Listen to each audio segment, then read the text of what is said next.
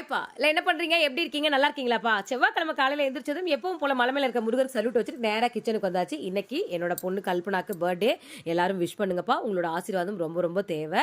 Bad comment பண்றவங்க கூட இன்னைக்கு ஒரு நாள் பேட் கமெண்ட்ட நிறுத்திட்டு, விஷ் பண்ணிட்டு நாளையிலேருந்து பேட் கமெண்ட்ட தொறந்துக்கலாம். ஓகேங்களா? சரி ஓகே. காலையில பிரேக்ஃபாஸ்ட்டுக்கு பூரியும், உருளைக்கிழங்கு மசாலும் பண்ணலான்னு சொல்லிட்டு அது ஒரு பக்கம் ரெடி பண்ணிட்டு இருந்தேன். இன்னைக்கு கல்பனாக்கு புடிச்ச மெனு தான் பண்ணியிருக்கேன். மதியானம் லஞ்ச் பாக்ஸ்க்கு பட்டாணியும், ஜீரக சம்பா அரிசி போட்டு புலாவ் பண்ணிடலான்னு சொல்லிட்டு அது ஒரு பக்கம் பண்ணிட்டு இருந்தேன்.